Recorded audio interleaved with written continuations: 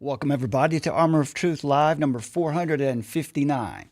Something remarkable is happening in Western culture, and you might miss it. You might misinterpret it if you're not paying attention. For generations, we were told that science would eventually explain everything. Consciousness would be reduced to chemistry. Religion would fade away.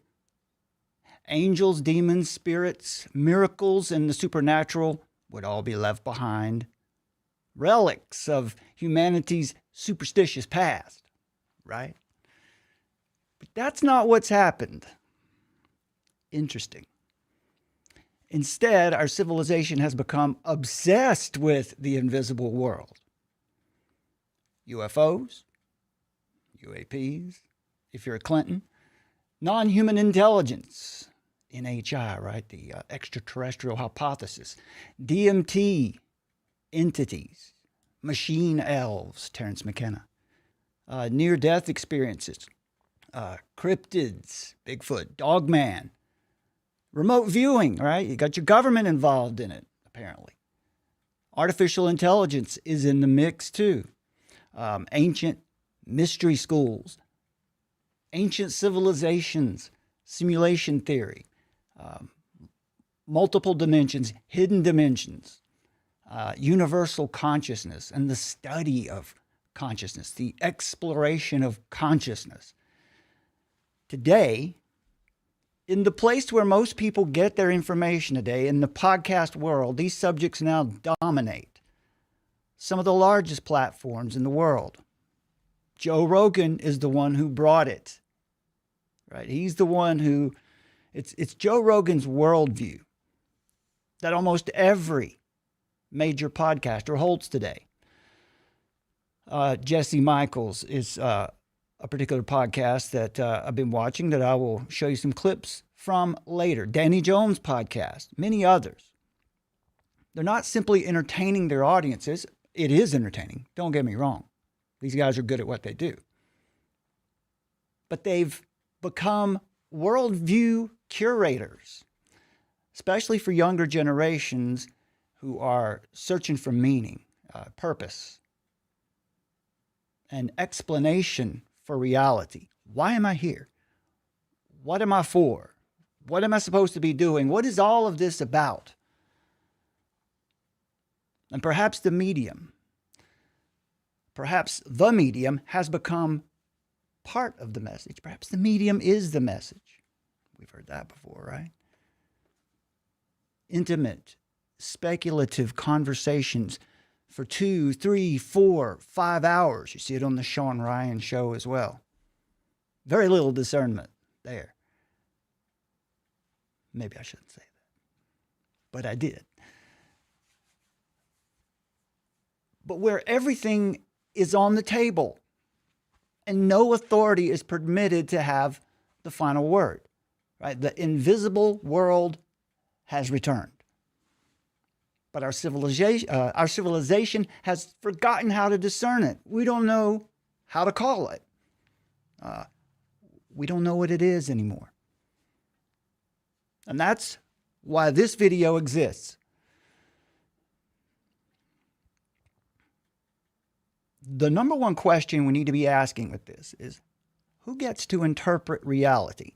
So before we talk about the paranormal, before I show you some clips of exactly what people are saying in this massive medium of the podcast realm today, before we talk about psychedelic entities and Bigfoot or secret government programs, black programs, consciousness. You have to start with the most important question beneath all of them. How do we know what is true? How do you know what is true, and by what authority? That is the question of epistemology. Don't let that word scare you off. It's not that hard to understand. All it means is, well, literally, the study of how we know what we know. The study of truth, how we arrive at it. Sounds academic, but everyone has one. And epistemology, a worldview. Everyone has some standard by which he evaluates evidence, interprets experience, and separates truth from error. And the first clip that I'll show you right now gets us directly to the heart of the conflict, where Christianity is on trial. Nothing new there. Let's listen to researcher Jason Samosa. Now, this is not Jason Mimosa, which is what we call him around our home. It's not that one. It's Jason Samosa, a researcher. He is on the Jesse Michaels podcast. Listen to this claim. By, various groups. And so one would be the extraterrestrial thing. Another thing would be angels and demons and the whole, kind of Judeo-Christian overlay. You want to talk a little bit about that? Yeah, I think this is super important. A lot of people are trying to grapple with what the phenomenon is. And so we go from the extraterrestrial hypothesis and we begin to see it doesn't make a lot of sense of what we're seeing. But you can move over and you can start to consider it to be demonic, right? And there is a correlation between occult activity and the phenomenon. That's demonstrable. And, Vallet's demonstrated that, and Peter Levender. There are so many examples of this. So it is compelling to ask the question, maybe the extraterrestrial, the demon, the angel, all of these different things are sort of a consistent experience of the same phenomenon underneath. And I think that that's very compelling. What can happen there is you can quickly begin to move over and say, well, wait a second. The Bible said a whole bunch of really interesting things about these beings. For example, that there are these fallen angels that become these demons and that they're deceptive. And that there's this huge end times deception, which is designed to trick humanity into moving away from God and starting to believe some sort of false doctrine. And a lot of people look at the phenomenon and they say, it's not extraterrestrial and it is deceptive and it correlates with the occult. And so what happens is very quickly we snap into this idea that this could be validating the Bible. There's a problem here, which is kind of circular reasoning. You're using this sort of, I think, relatively useful interpretation of the phenomenon to go back to the Bible and say, wait a minute, maybe we should give this book a second look. But actually underneath there, you're also using the Bible to create the argument in the first place. And so a lot of this comes down to whether or not we take the Bible to be a source of authority on how we interpret things, or whether or not we actually focus on the science of the phenomenon. And I think it's interesting to look through the community. I mean, I recently made a video on the Collins Elite, right? Where I explored this topic in depth. And I was trying my best to steel man the argument that UFOs could be demons, because I thought it was interesting and it's good to build that picture. Inadvertently in the comments, there's so many people saying, I knew the Bible was right, all of this stuff. And I'm just like, no, that's not what I was trying to say. But so quickly people get funneled down there and it can lead to quite extreme outcomes, because the moment the Bible becomes your epistemological foundation, your ability to look at all the other data shuts down. And I think it's a big issue that we have to grapple with. There we go. As soon as the Bible becomes your authority, suddenly you can't interpret evidence anymore. Now, I would give credit to Jason Samosa. I've watched a few of his videos, and he is doing his best to take an objective approach. But you heard him talk about circular reasoning there, as if now circular reasoning is a fallacy, right? You're assuming your conclusion before you get there, basically, circular reasoning. But the problem is, with that claim, circular reasoning exists in everyone's worldview. If you have an ultimate or absolute truth, that's what you reason from. Anyway, Samosa here is discussing the relationship, obviously, between the Bible and the larger body of claims surrounding the phenomenon, which is probably what we'll refer to all of this, from DMT to UFOs, all of it, just to keep it simple, right? And when you listen to that carefully, to the assumption contained in his statement, the moment the Bible becomes your epistemological foundation, the moment the Bible becomes your lens for reality, your ability to look at all the other data or the evidence shuts down. Now, that statement may be one of the most useful summaries of the entire problem. Notice what's being claimed. The Bible is not merely said to be false, or, he says maybe there's some of it we can take, but it's said to be a barrier to investigation itself. Biblical authority supposedly closes the mind. It's funny, too, because in Scripture we read where Jesus is walking with the two. They don't know who he is until at some point suddenly their mind is opened, as the Scripture says, and they recognize him and they understand. So it's kind of the other way around, right? People say you must keep an open mind. Well, at some point you must clamp down on some kind of truth. But in the biblical worldview, it's God who opens your mind to discern reality as revealed in the Scriptures. The idea here is that the Bible prevents honest people from following the evidence, from following the data wherever it leads. Now, that criticism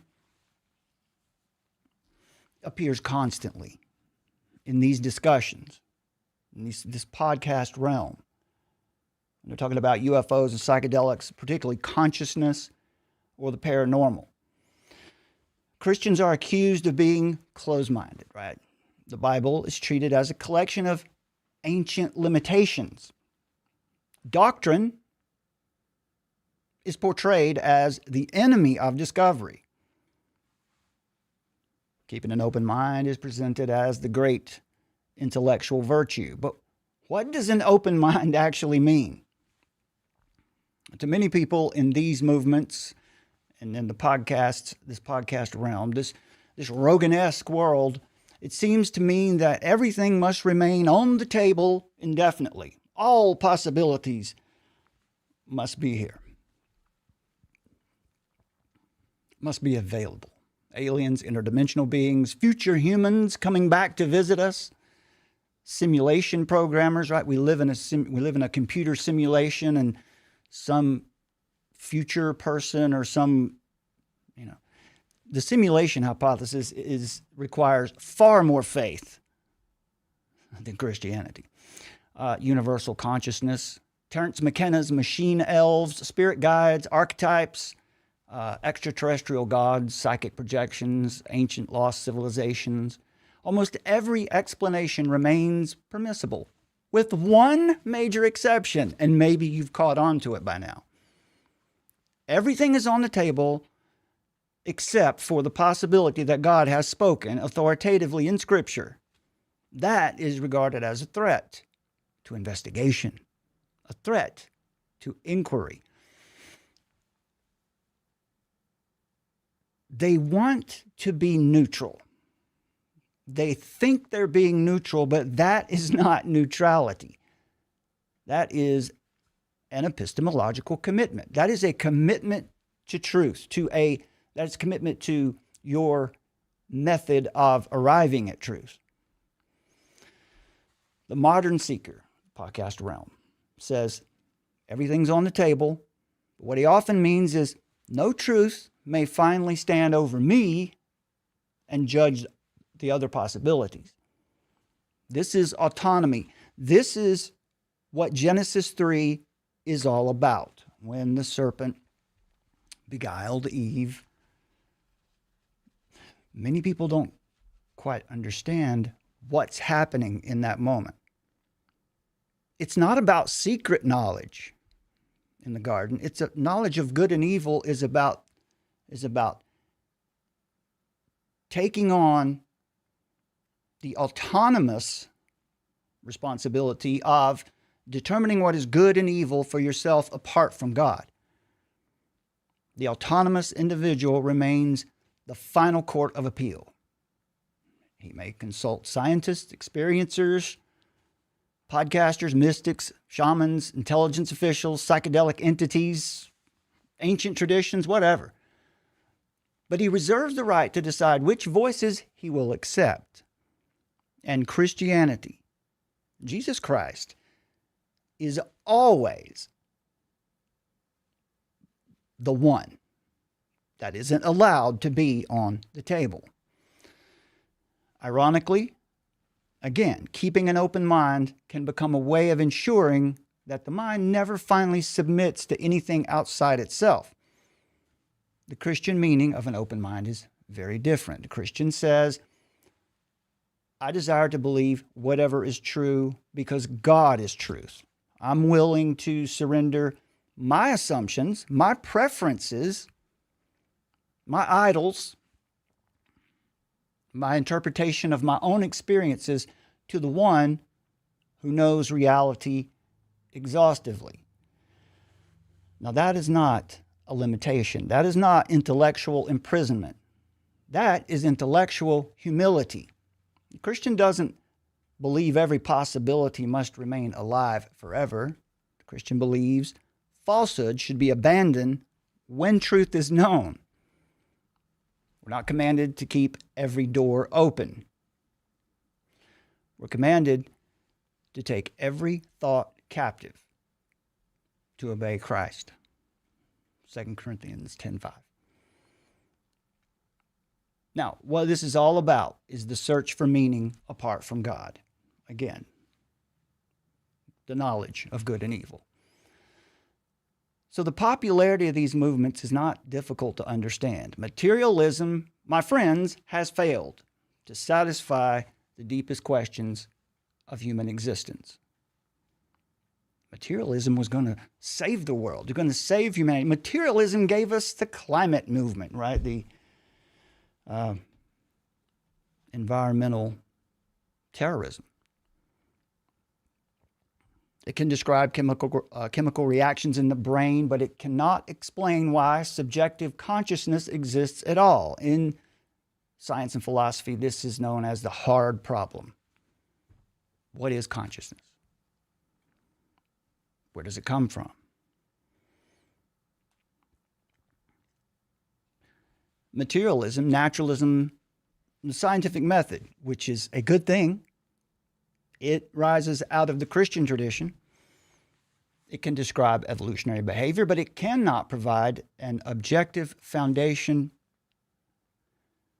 for moral obligation. It can't tell you why you should or shouldn't do this or that. It can measure neural activity associated with love, grief, beauty. We have fMRI images that show parts of the brain lighting up when a subject feels love. But that doesn't tell you what love is. It cannot reduce the meaning of those realities to electrical signals without destroying the very things it claims to explain. People know intuitively that they are more than accidental arrangements of matter. And you'll hear that in their language. You'll hear it later. But you'll always hear that come up in these discussions. As you hear them make claims about truth and evidence, and then 30 seconds later contradict that claim. They know that truth matters. They know that love is more than chemistry. They know that good and evil is real. Everyone does. Scripture tells us that too. That this moral law is written on our heart. They know that death is not merely an interesting biological process. So after generations of materialism, naturalism, Darwinism, the culture is unsatisfied and is searching again. But it wants transcendence without submission. It wants revelation without Scripture. It wants spirituality without repentance. Immortality without judgment. It wants healing without atonement. It wants mystery without doctrine. What it wants is a God who can be discovered within consciousness, but not the God before whom every person must give an account. That one is not on the table. Almost every standard criticism of Christianity appears somewhere in these conversations and over again. They are a gold mine of apologetics fodder, for sure. And you will hear Christianity being accused of relying upon faith, while extraordinary metaphysical claims are accepted on the basis of subjective experiences. Christianity is accused of being authoritarian, while their charismatic experiences and of these podcast personalities become the new authorities. Christianity is accused of being dogmatic, while the consciousness movements develop their own untouchable assumptions. Christianity is accused of interpreting evidence through a worldview, while psychedelic visions and UAP sightings and mystical experiences are interpreted through idealism, Jungian psychology, Jungian archetypes, reduced to evolution, simulation theory, or, of course, New Age spirituality, which is a large component of it. Rising up in the West, out of the Theosophical movement, which, of course, finds its origin in the City of London. And if you watch this channel, you will hear about the City of London a lot. And that reminds me to invite you over to the Armor of Truth Substack, where my wife Summer is working daily to give you one of the strongest archives of information so that you can understand what America is, how it was founded, and who is our most significant strategic enemy. I'll give you a hint. No, I'll just tell you. It's the same one we've had since the Revolutionary War, since before the Revolutionary War. British imperialism never died. It transformed from a physical empire into the shadows as a financial empire. Now, that's as far as we're going to go in this show, but that is extremely important for you to understand. And all of this is connected. All of it is connected. Not in a oneness kind of way. I'm saying that it all seems to bubble up out of one particular worldview. We have two views of humanity at work in the world. You can reduce them all down to basically two views of humanity.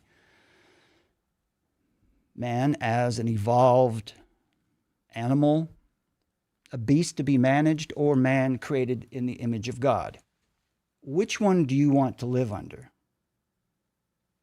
Think about that for a minute. And remember that when you hear in these podcasts how Christianity is accused of being exclusive,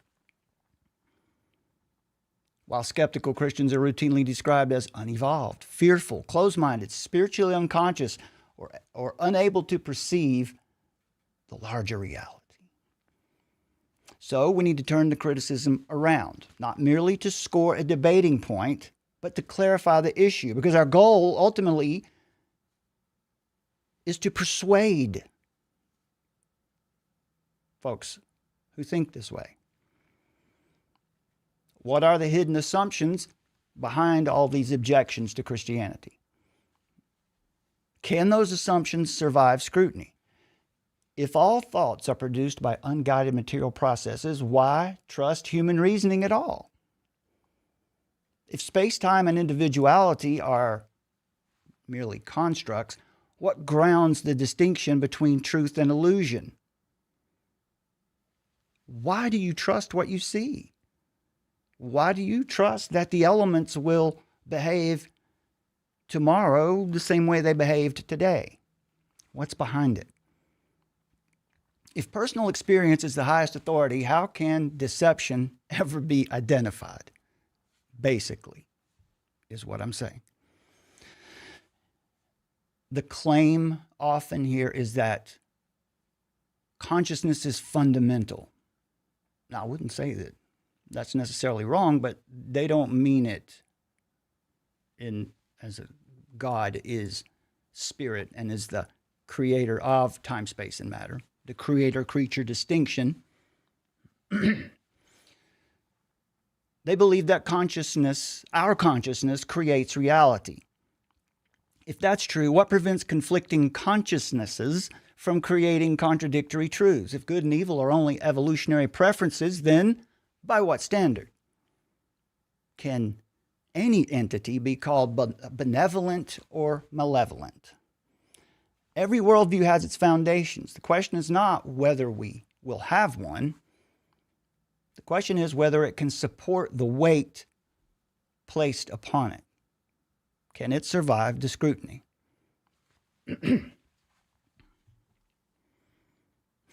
Because what you hear is often in these discussions that science or personal perception has become a method of revelation. Now, the second clip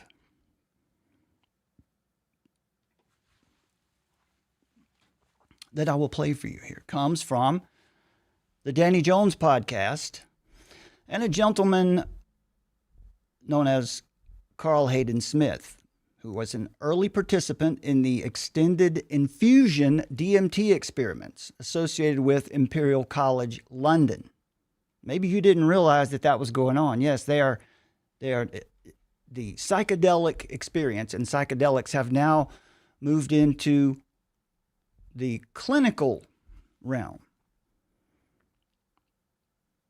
Extended infusion of DMT. Usually these experiences, some of the experiences last only a matter of seconds or minutes.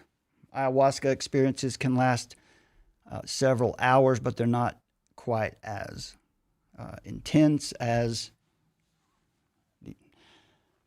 the other forms of ingestion, right? But there are legitimate scientific questions involved here. Researchers can study dosage, brain activity, cardiovascular effects, subjective experience, safety, and possible therapeutic applications of these substances. But I want you to listen how quickly the question moves beyond neuroscience in this clip, where the issue is no longer merely what the psychedelic substance, DMT in this case, does to the brain. The question becomes whether DMT can disclose the true nature of reality, the true nature of consciousness itself. I remember I asked you earlier, what was the specific purpose of this experiment? Yeah, I didn't answer that. Like, was there a hypothesis you were testing? Consciousness, really to explore consciousness, which is why I was interested in being part of that study. So it wasn't to do with depression or ADHD or can we help with this, that, or the other. It was very much, can we explore what consciousness is through DMT? Can we explore what consciousness is through DMT? Yeah. I like Danny. Danny does that a lot where he thoughtfully repeats the question back to the questioner. Explore what consciousness is through DMT. And then there's a comment here about space-time as well. At the fact that all our reality is a construct of consciousness. Let's pull that up here.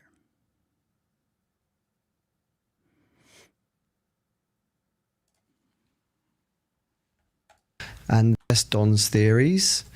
And, you know, Don's talking about this kind of VR headset that we're all wearing and how space-time itself is a construct and it's a construct of consciousness. So he's an idealist. Space-time itself is all a construct. Yeah. And the idea that basically everything's arising from consciousness. So instead of... Right. So consciousness is fundamental. Yeah, exactly. So Anil Seth, for instance, he would say that your brain is producing consciousness. So that's a materialist perspective. Mm-hmm. That's interesting. Notice the category shift. And this happens all the time, especially when you're listening to these discussions about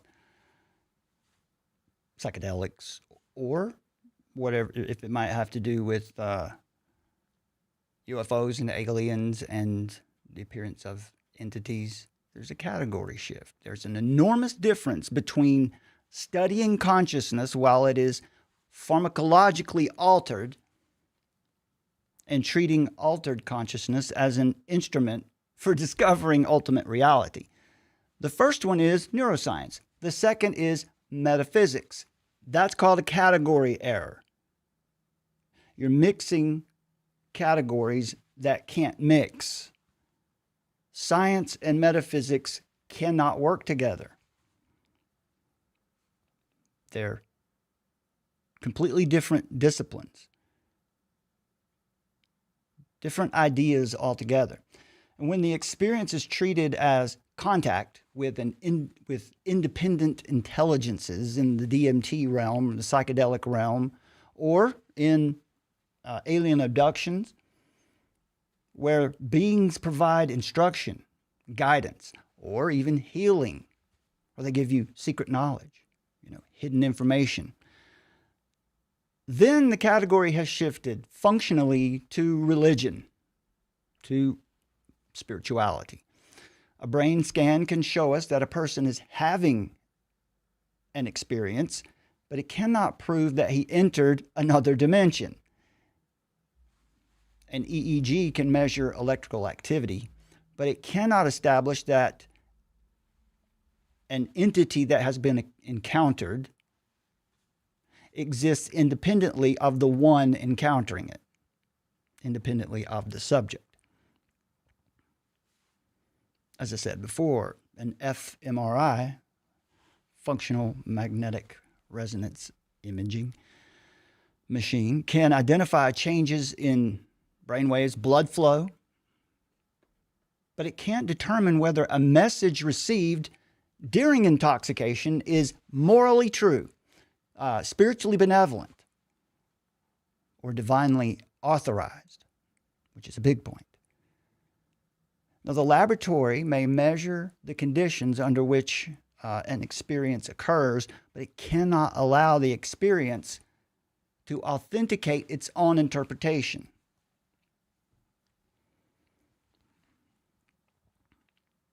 But this is precisely where much of this contemporary conversation is heading. In fact, it has arrived there. DMT, dimethyltryptamine, and there are slightly different versions of it, is a substance that gives someone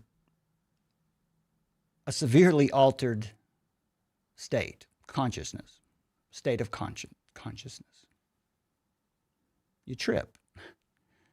It detaches you from reality. And it's increasingly presented not merely as a substance or a drug, not merely as a possible therapeutic, but as a technology of revelation. This is psychedelic idealism, and it's religious. The ordinary senses are described as filters. The brain becomes a virtual reality headset. The physical world becomes an interface, and the substance, DMT or psilocybin or ibogaine or whatever it might be, supposedly removes the restrictions. It upgrades the headset, or it exposes the deeper reality hidden behind space-time. But as an argument, this doesn't follow. The conclusion doesn't follow from the premises, because our senses are undeniably limited. And that is true. The human eye perceives just a narrow range of electromagnetic radiation, just a small band of the full frequency range. Human hearing, also limited. So attention filters enormous amounts of information, and that is what these experiments are trying to overcome. But the fact that ordinary perception is selective does not mean that chemically disrupting perception reveals something that is more real. A damaged radio might produce sounds that weren't previously heard. But that doesn't mean that it has tuned into a higher and more truthful broadcast. The vividness of someone's experience does not establish its ontology. Ontology is the study of being, or what is something. What are its constituent parts? How is it perceived in reality, or how is it described? The vividness of an experience does not establish its being, its state of being.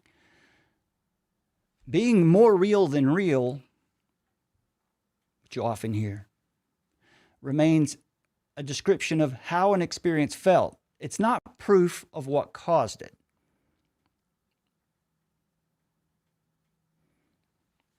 And and I'm allowing for what you often hear in the DMT experiencers who report a similar experience with similar entities and beings. We'll get into that a little more as we go deeper.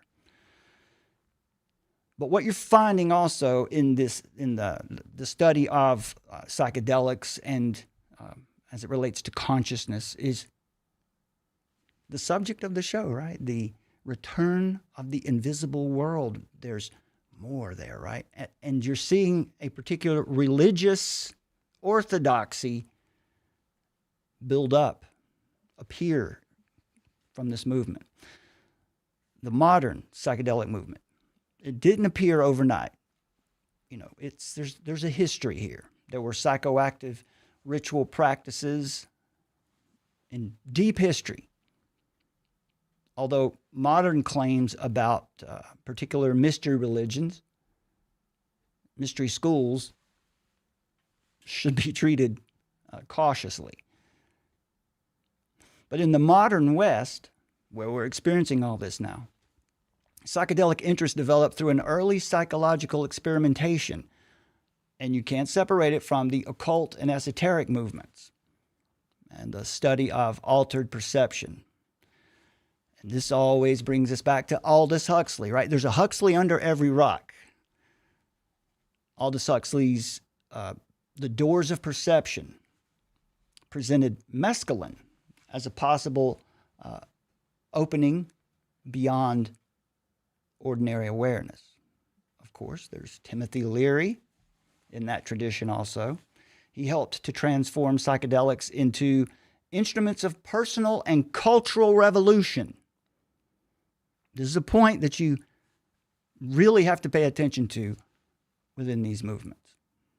The idea that psychedelics have, in modern context, have really been associated with social change, overcoming government structures, cultural revolution, personal and cultural revolution. Government and intelligence programs, including MK Ultra, explored psychedelic substances like LSD and others, sometimes through clearly, profoundly unethical experimentation. Terence McKenna then became something like the prophet of the psychedelic movement for the emerging synthesis of psychedelics, shamanism, technology, evolution, entities. You know, McKenna talked about the machine elves that he encountered in his trips or delusions. Also, language and hidden dimensions are an element of it. Rick Strassman also wrote DMT, The Spirit Molecule, which combined legitimate clinical research with increasingly adventurous speculation about contact with entities, death, and other realms. And today, you'll see in the podcast realm a gentleman named Andrew Gallimore showing up in these interviews. He's a scientist who has proposed extended DMT states as a method for exploring and potentially mapping what is described as the DMT space. So, through this extended infusion of the psychedelic substance, as more and more people do it, they believe they can go into that realm, map the realm, do linguistic studies. What words are you hearing? What texts? What characters and symbols are you seeing? And bring it back and start creating a map of that reality. And the podcast era brought these ideas into the mainstream. Joe Rogan may be one of the most influential popularizers of Terence McKenna, right? He seems, in my opinion, to be an acolyte or a disciple of Terence McKenna.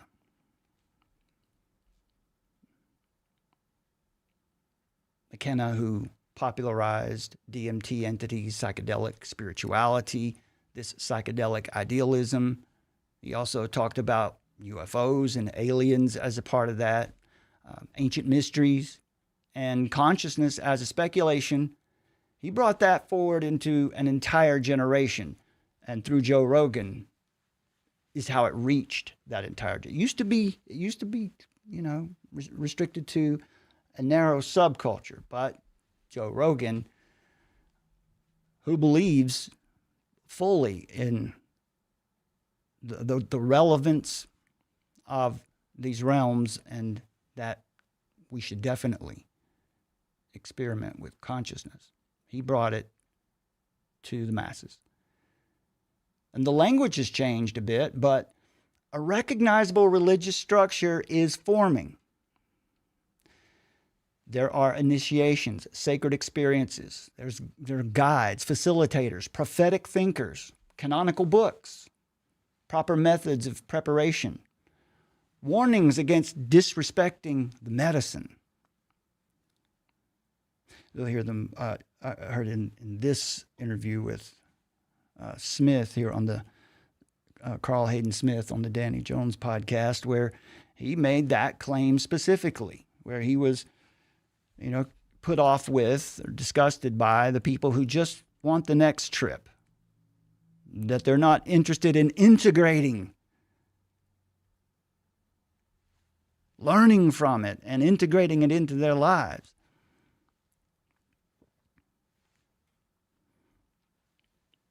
You see obligations to express gratitude. And this idea of integration, right, where the participant is expected to incorporate the experiences in the psychedelic experience into his life. There's even growing criticism of those who, folks who just want to space out. They just want to go and see the machine elves and enjoy the spectacle and move on to the next experience. They're considered today to be immature consumers of revelation, because in the DMT realm, in the psychedelic realm, that is where they're going for their revelation. So the serious practitioner, the orthodox practitioner, is expected to prepare, receive, interpret, integrate, and transform. Who does that sound like it's coming from? Right? It's the emergence of a psychedelic orthodoxy grounded in psychedelic idealism. And the word orthodoxy here is appropriate because the movement is developing beliefs about proper practice, legitimate authority, moral responsibility, and the correct meaning of the experience. Now, integration may, Integration is a term that comes from psychiatry, which is a field that we've criticized fairly heavily here on this channel. But the term integration may have a legitimate therapeutic use in some cases. You could help a traumatized patient, someone with a soldier with PTSD, right? You could help them process an overwhelming experience where there is no immediate danger, so that he could begin to move beyond the body's reaction to that stress. But a critical distinction must be maintained. Helping someone reflect upon an experience, an actual experience that they've had, is not the same as affirming that experience as a revelation of metaphysical truth. Like, right, a patient might receive some psychological benefit while remaining completely mistaken about the encounters with a dead relative, a past life, a universal mind, or an independent entity. Right? Our experiences, we have experiences, but we can most certainly misinterpret our experiences. Clinical improvement doesn't validate the worldview attached to the vision, and gratitude itself raises a theological question. Gratitude to whom? To what? To the chemical? Gratitude to the brain? Gratitude to the universe? Gratitude to the entities or to the facilitator who's giving you the extended infusion of drugs? Gratitude to an impersonal consciousness field? So the grammar of religion remains even after the living God has been removed. Very interesting what's happening in that particular field. And when we think about the UFO, UAP disclosure movement, it has its own religious persuasion, denominations. There are now almost denominational factions in that movement. Right? You've got the nuts and bolts faction, who believes that these are physical spacecraft operated by physical extraterrestrial beings. I mean, there are at least 7 different ideas of what these experiences, visions, or what these crafts or these beings could be. The Black Project, the secret faction, believes many sightings involved classified human technology, psychological operations, or strategic deception.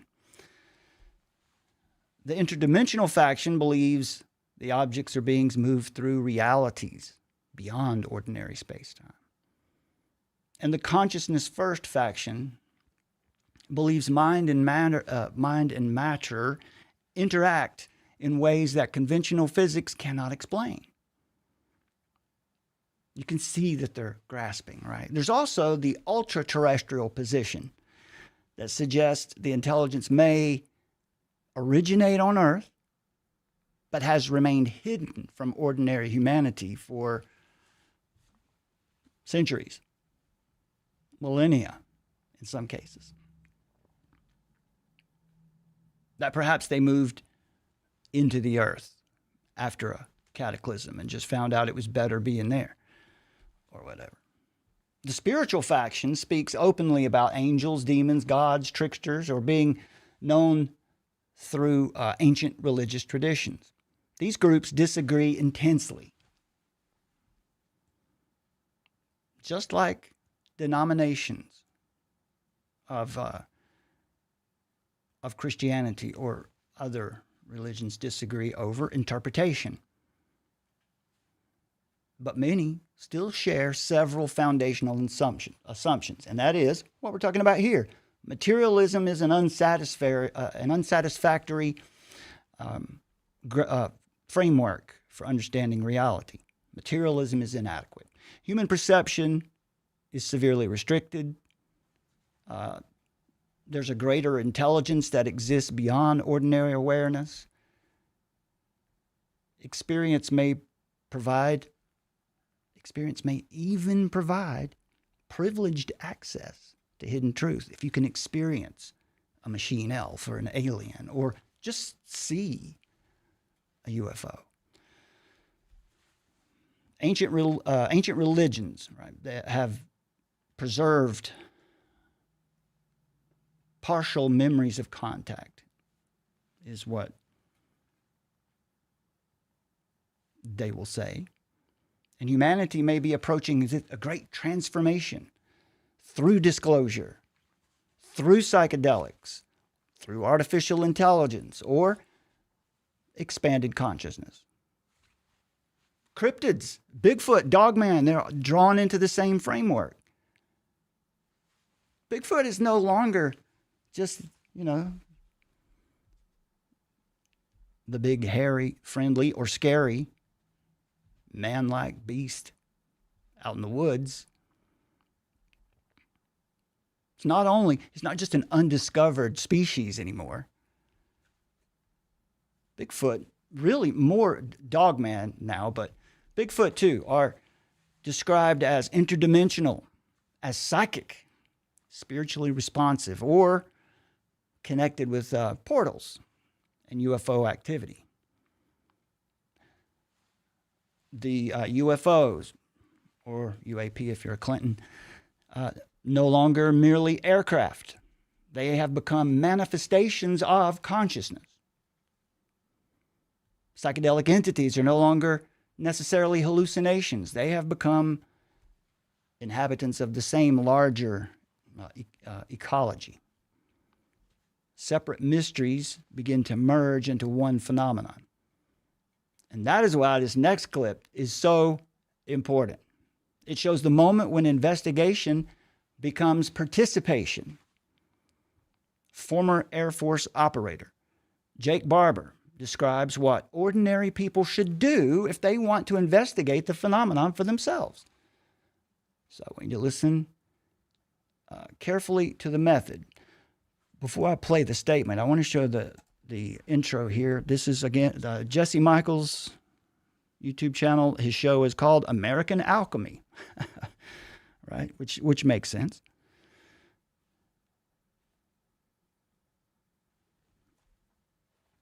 Let's do it that way. All right.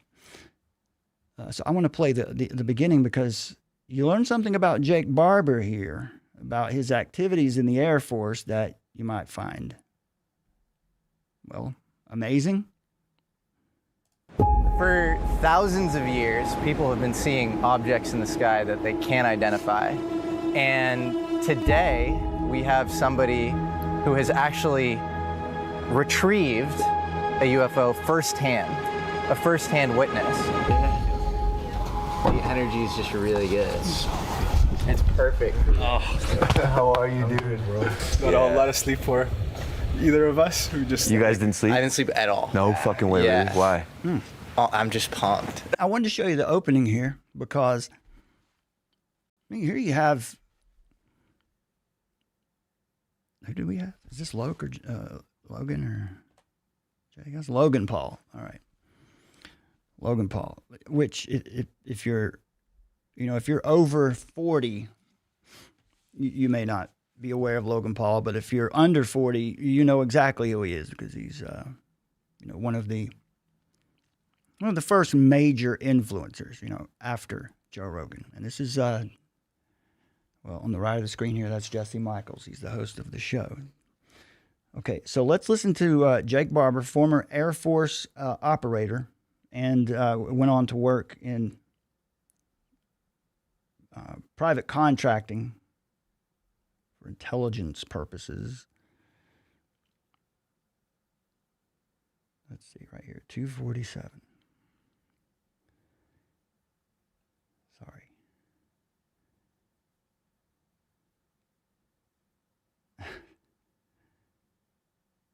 Gosh, I tried to get there. Here we go.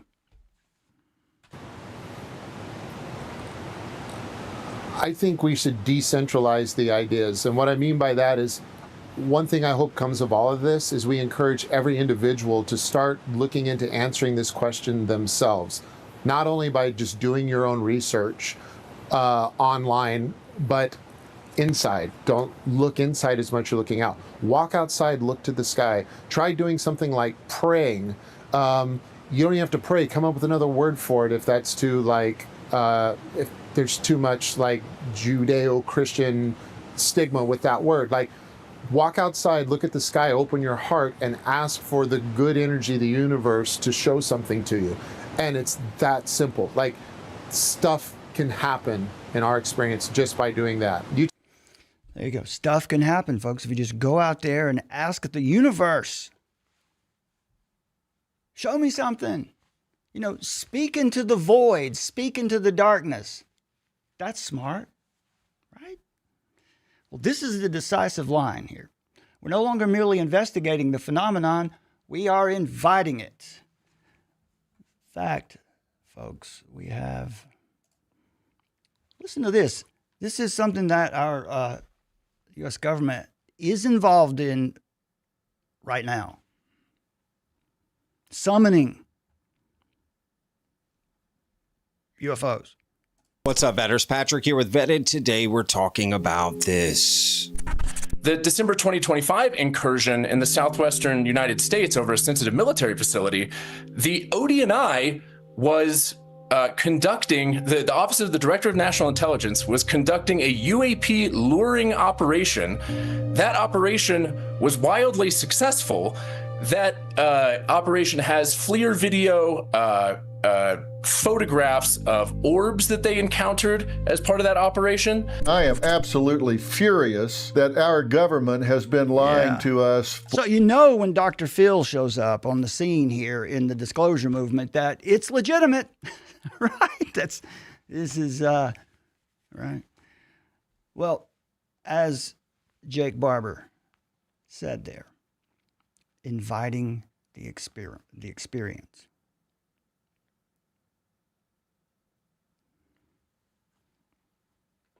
It's presented as an experiment, but it's not a scientific experiment.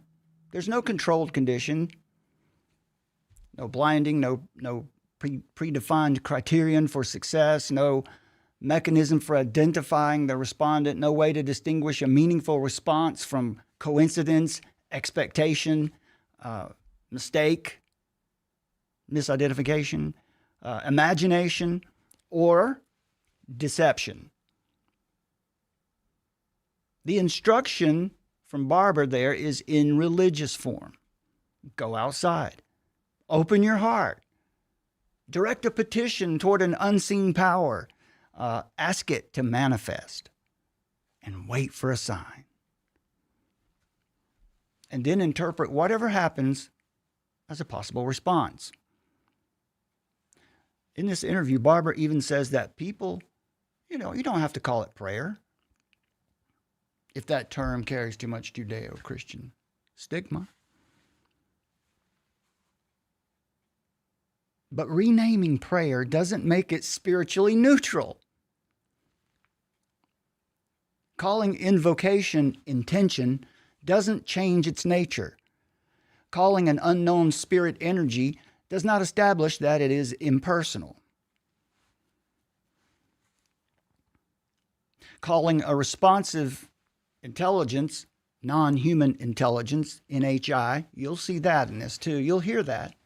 That doesn't make it trustworthy. The most dangerous assumption is that asking for something good guarantees that whatever responds is good. We check in with the Foreman brothers a lot, Summer and I do. They're the Paranormal Nightmare channel, I think it is. And they go around interviewing people who say they have demonic presence in their home, and they go there to bless the house. Well, they go there to gather evidence, of which they almost never achieve. But it's not about the evidence. It's about the faith in it. A deceiver doesn't become honest because its target requested a trustworthy guide. Speaking into the darkness, speaking into the void, which is what ghost hunters and paranormal investigators do, that's their job, it is not a trustworthy activity. I would say it's not an advisable activity. I would say it's not a spiritually safe activity. Scripture warns that evil does not always appear grotesque, hateful, or frightening. 2 Corinthians 11, Satan disguises himself as an angel of light. In fact, I would posit that more often demons will influence people as something that is desirable. That warning would be meaningless if deception always felt evil. A false spiritual experience may feel loving, healing, illuminating, protective, profoundly meaningful, but pleasant feelings don't establish moral character. A feeling of awe doesn't establish authority, that what you're experiencing is authoritative. Power doesn't establish divinity in these cases. And a manifestation cannot be permitted to authenticate its own identity. That is the main problem with experiences like this.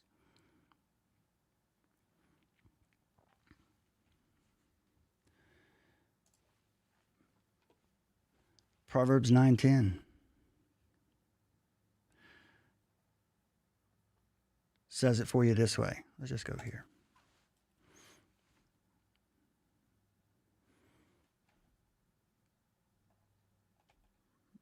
The fear of the Lord is the beginning of wisdom, and the knowledge of the Holy One is understanding.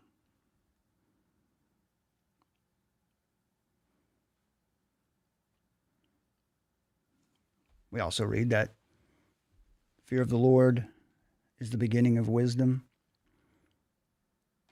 and fools despise discernment.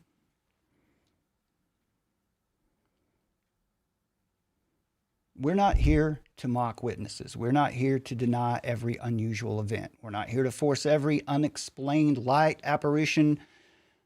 Speaking of apparitions, you can follow this all the way back to the apparitions of Mary, which we have a video right at the top of our channel right now. We'll talk about that, which were obviously satanic. But the Roman Catholic Church authenticated them as messages from divinity. Cryptid reports, psychedelic visions. We're not here to force all of these experiences, UFOs, UAPs, aliens. We're not trying to force all of this into one predetermined category. It's not necessary to do that. And we're certainly not here to tell frightened people that everything mysterious is a demon. We're here to teach discernment. For every claim, we will ask what was observed, what was experienced, what interpretation was added afterward, which ordinary explanations have been excluded, and of course, what worldview is being assumed here, by what standard is the interpretation judged to be true. Very important, what message is being communicated? What practices are being encouraged? Which is why I wanted to show you another short bit from Jake Barber, because he is growing in prominence in this space, if you will. I can't be the smartest person in the room. I can't be the richest or most influential person in the room. I can't be the most powerful person in the room. I wanted to remind you that Jake Barber, if you're aware of the video of the helicopter retrieving the egg-shaped UAP, we showed that on our channel a couple years ago. Jake Barber, his claim is that he was involved in that retrieval. But anyway. For the president when he goes to sleep at night. Like, I'm not qualified. Like, I need there to be more. I need there to be deeper meaning. I need there to be more connection between us. Because every person, even the bad guys that we run into in life, at one time we're just an innocent little baby, and there's something sweet and meaningful in every human. And that's what this whole thing offers. Like, as woo-woo as that sounds, like, that's the best thing that could be harvested by acknowledging this. And it's got this cold military, political, industrial like stigma attached to it, but that's not it. It's not about like flying equipment. Like, oh, can we get in a flying saucer and like get to London in 2 minutes? Or could we get there yesterday because now we know, like, screw all that. The real implications are way more powerful. And it's realizing that there is something else out there that's maybe not extra at all. It's something that's part of us. It's like outer space versus inner space is all the same. And so I hope there's something really beautiful on the other side of this, which is why we need more people involved. We need religious communities involved. We need the leftist, most tree-hugging spiritual people to get into this thing that's been controlled and it's been locked up by the most like tyrannical right-wing leaning people. So that's interesting to me. You hear the worldview there, but that's interesting to me because I would submit to you, right, we have all grown to distrust our governments and our authorities. But what if they're not actually hiding it? What if it's not actually there? Now, I could give you a personal anecdote or personal belief about it that I feel fairly sure that factions or certain agencies or in the government or in military intelligence have done these things. The men who stare at goats, remote viewing research, well noted by now. But the entire UFO, UAP narrative is probably the best thing that could happen for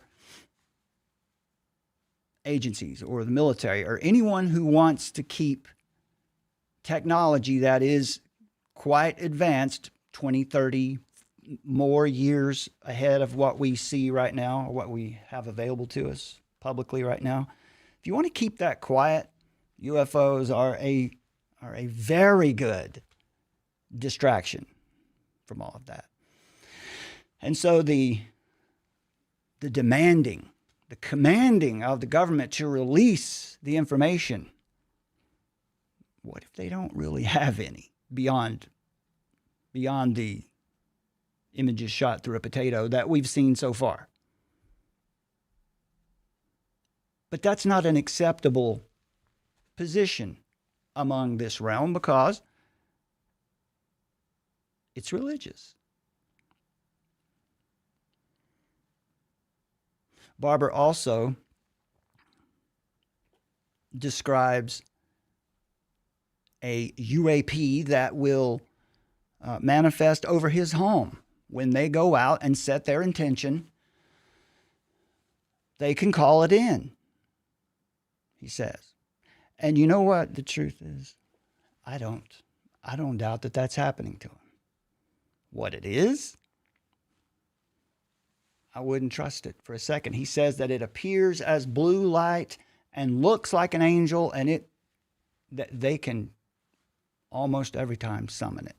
And he says that it creates this feeling of awe and love, this really dramatic feeling.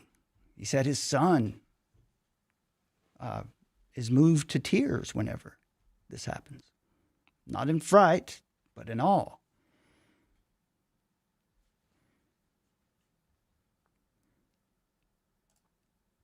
Let me show you something that should perk up your attention about disclosure. I am Let me. I don't know why you're not getting the image there. Let me. 102. All right. Let me reset this.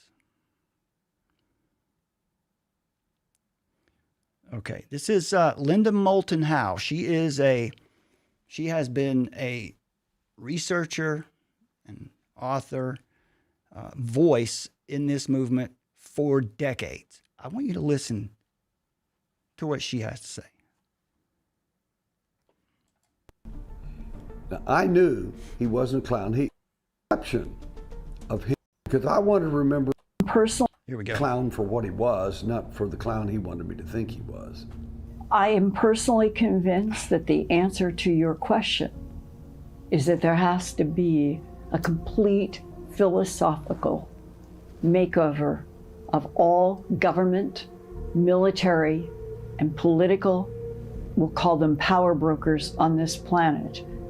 They've got to do a 180 degree that says lying perpetually as policies of denial about the presence of other life forms on this planet, based on this planet, underground, based on the moon, based on Mars, and probably throughout the solar system and beyond.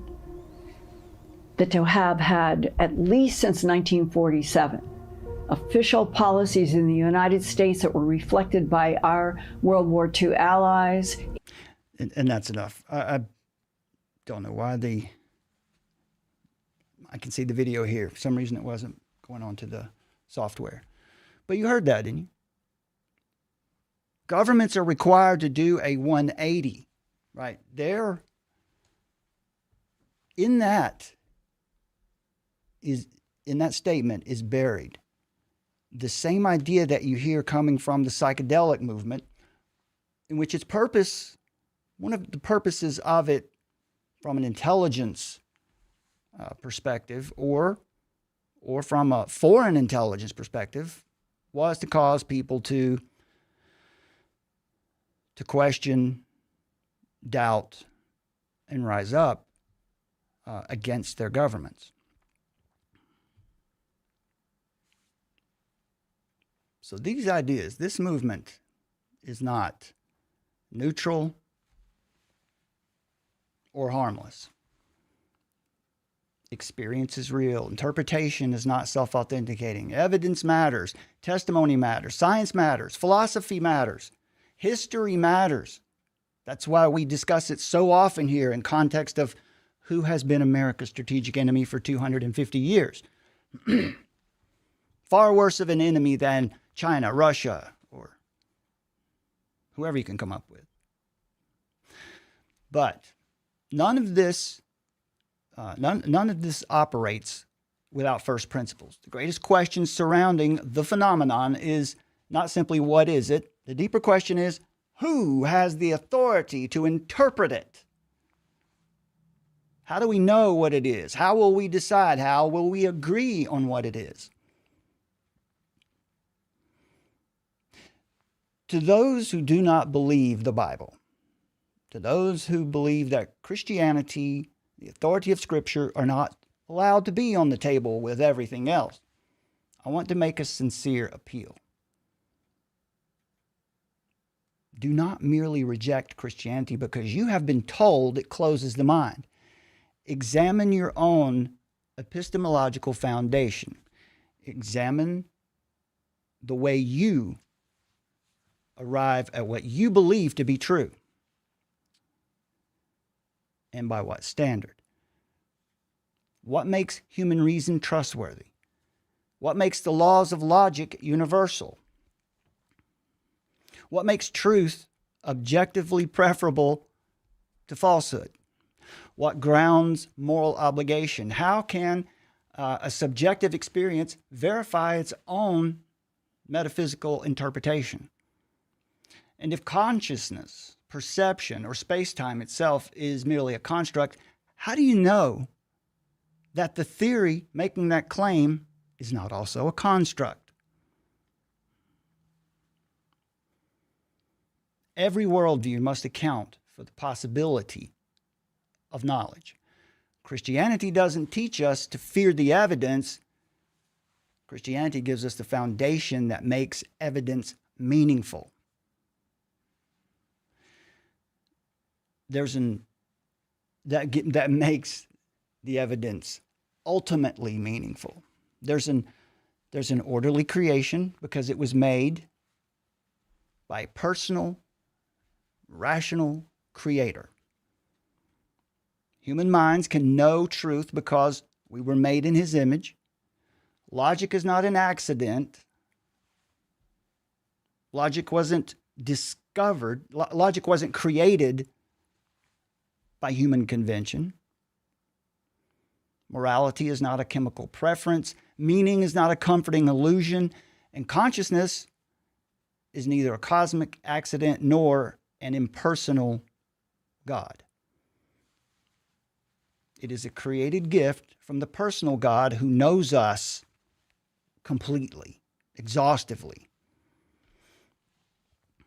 And to Christians out there, I want to say this moment is not a reason for fear. It's not a reason to attack those who are explaining their experiences. It is one of the best opportunities, a golden opportunity for us to get into that conversation because they've rejected materialism. That's beneficial for us as we carry out the Great Commission. And we go about making disciples, teaching them all that Jesus commanded us.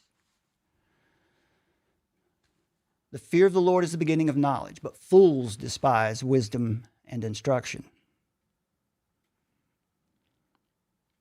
The fear of the Lord is the beginning of wisdom, and all who practice his precepts have good understanding.